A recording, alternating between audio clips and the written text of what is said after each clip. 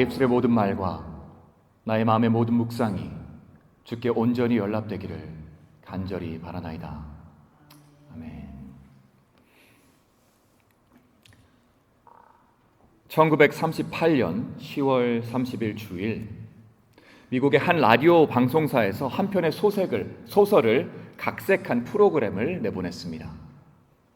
유명한 영국 작가인 H.G. 웰스라는 작가가 쓴 1998년에 쓴 우주전쟁이라는 유명한, 요즘 흔히 말하는 사이파이 소설이었죠. 그런데 당시 이 방송의 제작진은 아주 흥미로운 선택을 했습니다. 바로 소설 앞부분의 3분의 2 정도를 마치 긴급 뉴스 속보처럼 구성해서 방송으로 내보낸 거죠. 그리고 그 제작진의 선택은 그들이 예상하지 못한, 그리고 절대로 원하지도 않았던 그런 결과를 낳아버렸습니다. 그 방송이 얼마나 사실적으로 진행되었는지 그 방송을 들은 많은 청취자들이 실제로 외계인이 미국 땅을 침공하고 있다고 믿어버린 겁니다. 제가 지어내는 말 아닙니다. 실제로 있었던 얘기예요. 자그마치 시카고, 그리고 어디였더라? 시카고 근처에 이 방송이 나간 거예요. 네. 전국의 경찰서에는 공포에 질린 시민들의 전화가 빗발쳤고요. 수백 명의 간호사, 의사, 군인과 해군 장병들이 화성인과의 전쟁에 대비해서 자발적으로 출동한 거예요. 거기에 각 언론사들의 기자들 역시 이 엄청난 사건을 보도하기 위해서 분주하게 움직였죠. 아마 그 누구도 이 방송사가 이 나라 전체를 혼란에 빠뜨리려는 악의적인 의도를 가지고 가짜 뉴스를 퍼뜨렸다고 생각하지는 않을 겁니다. 하지만 그들의 의도와 진심과는 별개로 그 결과는 아주 실제적이었고요. 의도치 않은 거짓 경보가 그 사회에 남긴 영향은 결코 가볍지 않았습니다. 사실 지금 그 일을 되돌아보면 그 사건은 다소 우스운 하나의 해프닝처럼 보일 수도 있습니다. 하지만 제가 이 자리에 서서 이 얘기를 하면서 정말 무서운 사실은 2026년 오늘을 살아가는 우리들은 흔히 말하는 가짜 뉴스가 어떻게 우리 사회와 개인의 삶 전체에 말도 못할 큰 피해를 끼칠 수 있는지 잘 알고 있다는 거예요. 우리가 그런 사회를 살아가고 있습니다. 여러분, 오늘 우리가 살펴볼 계명은 바로 10계명 중 제9계명입니다. 너무나도 간단한 말씀이에요. 출애굽기 20장 16절, 내 이웃에 대하여 거짓 증거하지 말라. 딱 한 구절입니다. 그리고 제가 기도하는 것, 오늘 아침 이 설교를 전하면서 정말로 기도하며 바라는 것은 이것입니다. 바로 우리가 먼저 이 계명에 순종하는 것, 그래서 거짓 증언을 절대 하지 않는 것. 하지만 단순히 거짓말을 하지 않는 것과 우리 이웃에 대해서, 형제 자매들에 대해서 거짓 증거하지 않는 것에 머무르는 것이 아니라 거기서 한 걸음 더 나아가는 거죠. 우리 계속해서 지금 보고 있잖아요. 10계명 그대로 너무나도 감사한 계명이지만 한 걸음 더 나아가야 한다고요. 그리고 그 한 걸음 더 나아가는 것은 우리 그냥 거짓말하지 않는 것이 아니라 우리가 알고 있는 진리에 대해, 우리에게 주어진 그 복음에 대해 궁극적으로 우리가 하나님의 영원한 그 진리에 대해 말하고 선포하고 또 실천하는 사람들이 되는 것입니다. 그래서 저는 오늘 이 계명을 두 가지 측면에서 살펴보려고 하는데요. 첫 번째는 사회적이고 법률적인 차원에서 거짓 증언이 사회와 공동체에 어떤 영향을 미치는지 잠시 살펴보고요. 두 번째로 거짓 증언이라는 것이 하나님의 자녀로서, 그리고 이 세상 가운데 세워진 하나님의 교회로서 우리들의 영혼과 우리들의 내면에 어떤 영적인 영향을 미치는지에 대해서 한번 고민해 보려고 합니다. 두 가지 심플하죠? 먼저 거짓 증언이 우리 사회에 미치는 영향을 생각해 보았으면 합니다. 여러분, 아셔야 하는 게요, 10계명을 전달받았던 이스라엘 백성들은 고대 사회 속에 살았던 사람들입니다. 그게 무슨 말인가 하면 그들이 살아가던 사회는 오늘날 같은 정교하고 체계적인 사법 제도가 없었다는 거죠. 사실 10계명은 헌법 같은 거라고 생각하셔도 무방합니다. 당연한 말이겠지만 DNA 검사나 지문 감식 같은 첨단 수사 기법도 존재하지 않았습니다. 그렇기 때문에 이런 사회에서 한 사람의 증언은 공정한 재판을 하기 위한, 올바른 판단을 내리기 위한 아주 중요한 요소였던 거죠. 신명기 17장 6절은 이렇게 말합니다. 죽일 자를 두 사람이나 세 사람의 증언으로 죽일 것이요. 엄청 무서운 말이에요. 두 사람의 증언이 있으면 그 사람이 저 사람 살인죄였어, 살인을 했어. 그리고 그 사람을 사형에 처할 수 있는 거예요. 여러분, 다소 당황스러울 수 있지만 당시 고대 이스라엘에서는 두세 명의 증인만 있으면 그게 가능했던 겁니다. 다만 이 법이 남용되지 않도록 하나님께서는 분명한 안전장치 또한 두셨죠.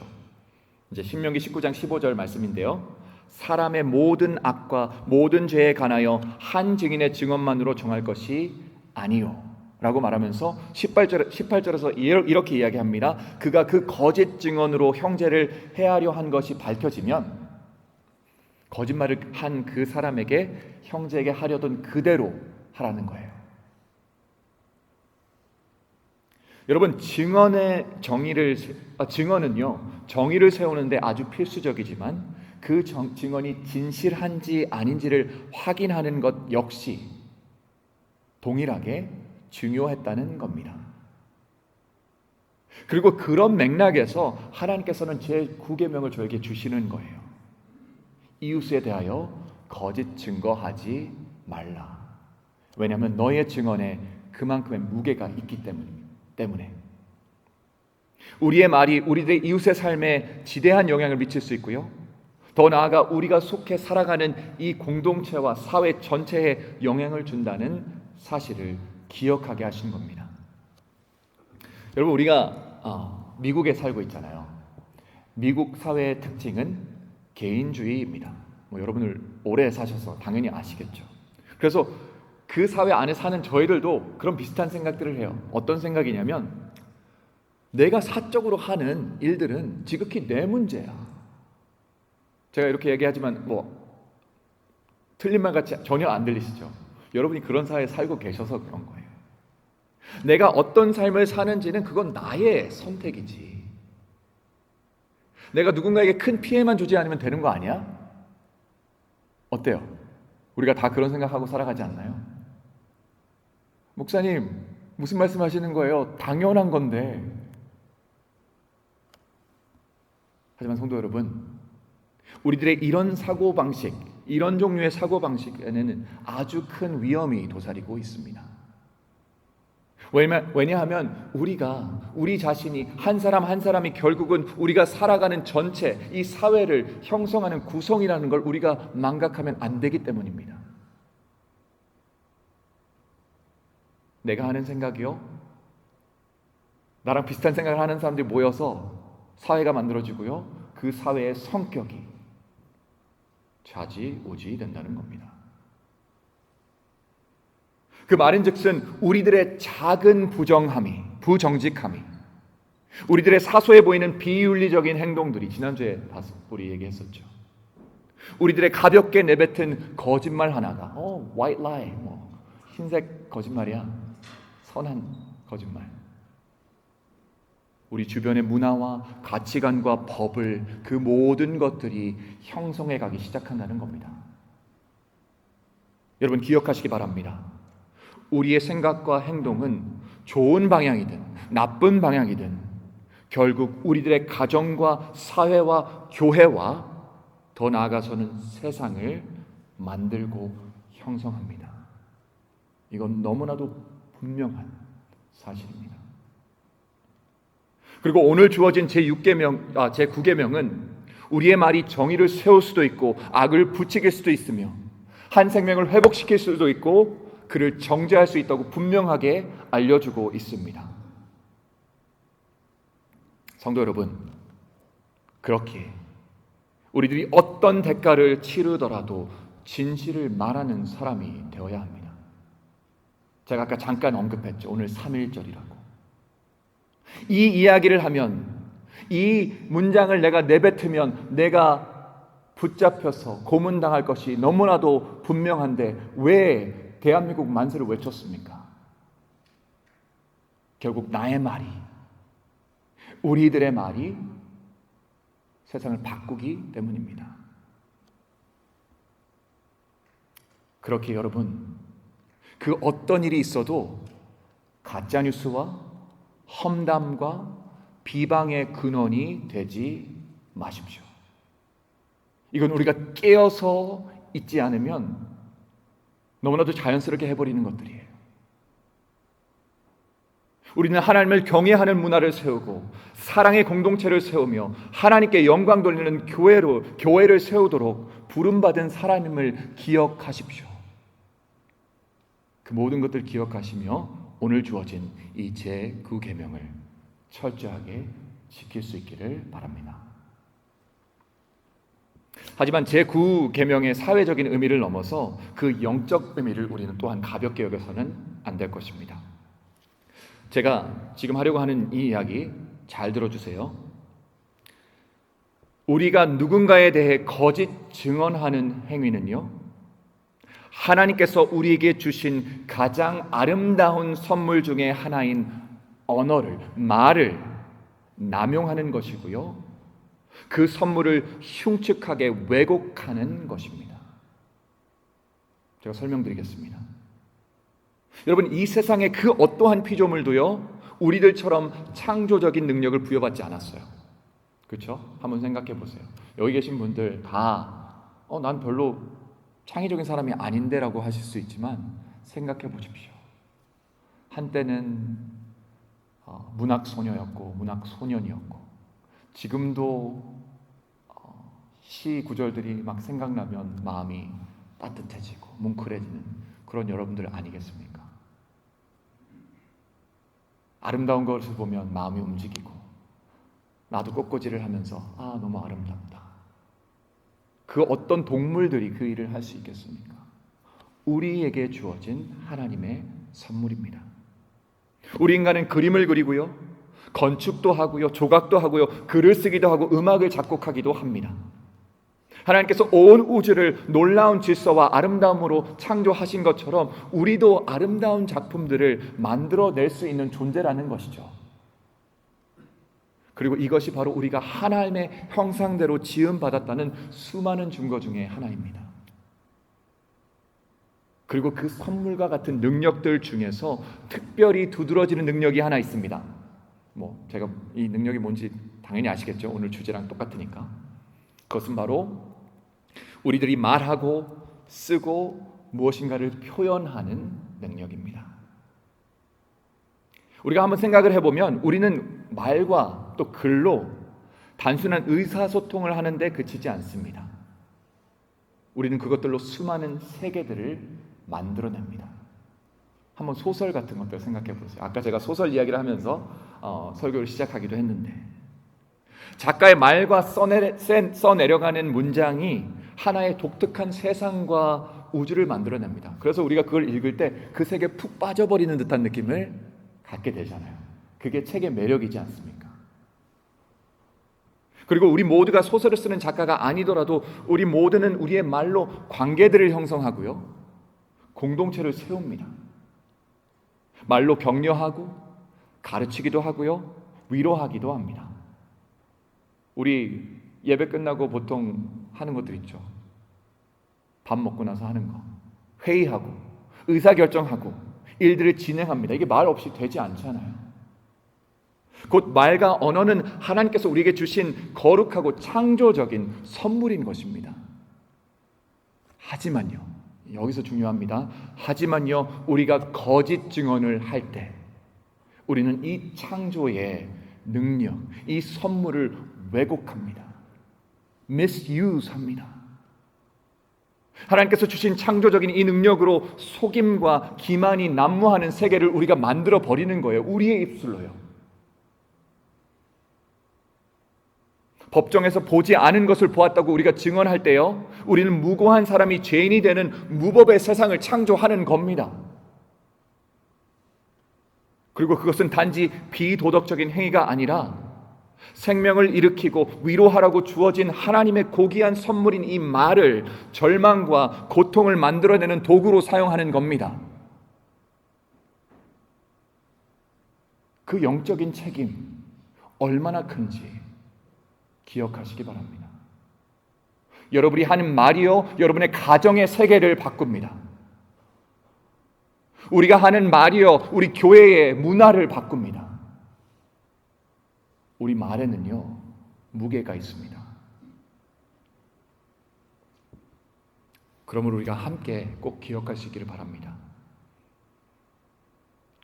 거짓으로 말하려는 유혹이 생길 수 있어요. 왜 없겠습니까? 거짓 증언을 하라는 내부와 외부의 압박을 받을 때마다 그게 단순히 언어의 문제가 아니라, 말 한마디의 문제가 아니라 우리와 하나님과의 관계를 부정할 수도 있는, 우리 안에 너무나도 확고히 거하고 있는 하나님의 형상을 저버리는 행위라는 것을 꼭 기억하시기 바랍니다. 거짓말, 저도 거짓말을 해야 될, 이걸 그냥 거짓말하면 너무나도 쉽게 넘어갈 수 있는 그런 상황들이 있잖아요. 가벼운 거짓말들로.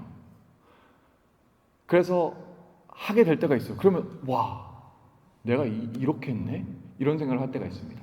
여러분, 그럴 때는요, 그냥 침묵하십시오. 그냥 말을 하지 마세요. 그냥 몰라요, 제가 생각해 보겠습니다. 그냥 이러고 넘어가면 됩니다. 웬만하면. 아무리 사소하더라도 이 거룩한 하나님의 선물을 왜곡하지 않았으면 좋겠습니다. 사도 바울은 골로새서 3장 9절 10절에서 이렇게 말합니다. 너희가 서로 거짓말을 하지 말라. 옛 사람과 그 행위를 벗어버리고 새 사람을 입었으니 이는 자기를 창조하신 이의 형상을 따라 지시기까지 새롭게 하심을 입은 자니라. 여러분, 거짓말하는 우리들은요, 옛 사람의 모습입니다. 그 모습은 옛 사람의 모습이에요. 하지만 그리스도 안에서 우리는 새로운 사람이 되지 않았습니까? 창조하신 이의 형상을 따라 지음받은 하나님의 자녀들이 아닙니까? 우리들은 용서받고 구원받은 그분의 자녀 아닙니까? 그리스도의 몸된 거룩한 교회의 그 지체들 아닙니까? 그러므로 이 시간 우리 안에 있는 모든 거짓과 기만을 끊어 버립시다. 그리고 창조주이신 하나님 아버지의 형상을 따라서 새 사람으로 날마다 새롭게 거듭나기를 정말로 바랍니다. 그러나 우린 여기서 더 깊이 들어가야 합니다. 그리고 제 9계명은 궁극적으로 우리를 예수 그리스도께로 인도합니다.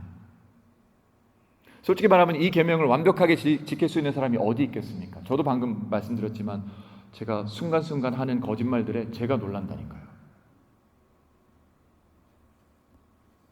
우리는 때로는 과장된 이야기로, 때로는 어떤 이야기들의 생략함으로, 혹은 험담이나 침묵으로 진리를 왜곡합니다.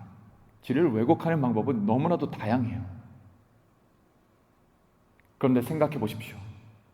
죄 없으신 하나님의 아들 예수님께서 부패하고 부정직한 증언으로 어떻게 되셨죠? 정죄받으셨습니다. 이 세상에서 유일하게 완전하시고 무고하시며 무죄하신 그분이 인간들의 거짓 증언으로 인해, 아니 우리들의 거짓 증언으로 인해 유죄 판결을 받으신 겁니다. 하지만 그분은 그 상황에서 어떻게 하셨죠? 속이는 말로 대받아 치셨나요? 아닙니다. 또 다른 조작으로 자신을 방어하셨나요? 아닙니다. 예수님께서는 그저 당신을 아버지의 뜻에 맡기셨습니다. 그래서 요한계시록은요, 우리 예수님을 충성되고 참된 증인이라고 부릅니다. 왜냐하면 우리가 진리를 왜곡한 그 자리에서 그분은 진리를 몸소 이루셨기 때문이죠. 우리들의 거짓 증언을 내뱉은 그 자리에서 그분은 가장 진실되며 순전하게 말씀하셨습니다. 그리고 우리는 그 증언을 통해 구원을 받는 것입니다. 에베소서 4장 25절은 이렇게 말합니다. 그런즉 거짓을 버리고 각각 그 이웃과 더불어 참된 것을 말하라. 이는 우리가 서로 지체가 됨이라. 우리는 서로에게 속한 사람들이고요. 가장 중요하게는 그리스도께 속한 사람들임을 기억하시기 바랍니다. 그리고 그런 우리는요, 진실로 부름받았습니다. 거짓이 아니라 진실로요. 그래서 저는 오늘 우리가 단지 거짓말과 거짓 증언을 멈추는데 끝나지 않기를 원합니다. 도둑질하지 말라는 계명이 단지 남의 소유의 것을 훔치지 않는 것에 그치지 않았던 것처럼, 오히려 더 나누는 삶을 우리를 불렀던 것처럼 제9계명도 거짓 증언하지 않는 것에 최소한의 요구에 머물지 않았습니다. 여러분, 다시 한번 말씀드립니다. 10계명을 지키는 것은요, 최소한입니다. 우리가 그리스도인으로서 더욱더 성숙하고 성장하기를 원한다면, 그리고 정말 바라는 것은요, 여러분 한 분 한 분이 다 더 성장하기를 원하시기를 원합니다. 키가 크시라는 게 아니고요, 육체적으로 더 잘하시라는 게 아니고요, 나의 마음이 부드러워지고 그 안에 하나님을 향한 사랑이 더욱더 늘어나는 것, 그게 성장입니다. 여러분들이 정말 그것을 원하신다면 우리는 거짓말을 하지 않는 정도의 소극적인 자세가 아니라 더욱더 적극적으로 말해야 합니다. 진실을 말하고 그 진리를 선포하고 그 진리대로 살아가야 합니다. 사랑을 말하고 그 사랑대로 살아가야 합니다. 사도 바울은 에베소서 교회에게 이렇게 권면합니다. 사랑 안에서 참된 것을 하여 범사에 그리스도에게까지 잘할지라. 70 전까지만 잘할지라 하지 않아요. 80 전까지만 잘할지라, 40 이하부터만 잘할지라 하지 않고요, 그저 교회에게 잘할지라 하십니다. 설교 마무리하겠습니다. 의도하지 않았음에도 이제 조지 웰스라는 사람의 허구적인 이야기가 수천 명의 미국인의 삶에 실제적인 영향을 끼치는 걸 우리는 보았습니다.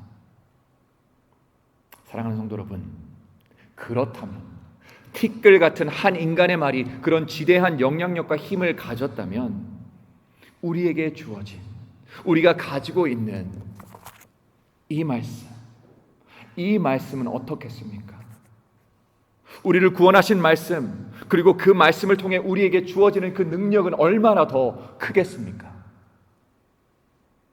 생명을 전할 능력이자 희망을 전할 능력이자 서로를 세워주며 생명을 말하고 선포할 수 있는 능력을 우리는 하나님의 말씀을 통해, 그 진리의 말씀을 통해 받은 겁니다.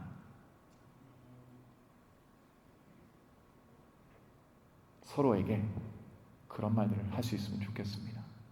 제가 여러분께 항상 예전에도 비슷한 설교들을 하면서 그리고 항상 제가 식사기도 할 때 그 얘기 하잖아요. 우리가 하는 모든 대화들이 하나님께 영광되고 서로를 세울 수 있기를 원합니다. 근데 그게 참 힘들어요. 제가 내성적이잖아요. 그러니까 막 말들을 못 꺼내겠더라고요. 그러면 이제 성도님들이 그냥 여쭤보시는 거에 대해서 대답만 하는 정도로 가만히 조용히 하고 있는데 참 제가 부끄럽습니다. 제가 더 노력할게요.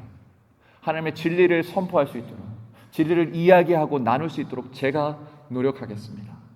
여러분들도 조금만 노력해 주세요. 그러므로 오늘 그리고 이 사순절 기간 동안 예수 그리스도의 복음의 진리를 말하는 저와 여러분이 되기를, 그저 우리의 입술로 내는 소리에 그치는 것이 아니라 우리의 삶의 모습으로 그 진리를 살아내는 저와 여러분 되기를 간절히 바랍니다. 나의 입술의 모든 말과 나의 마음의 묵상이 주님 앞에 온전히 연락되기를 간절히 원하나이다. 여호와 나의 반석이요 나의 구속자.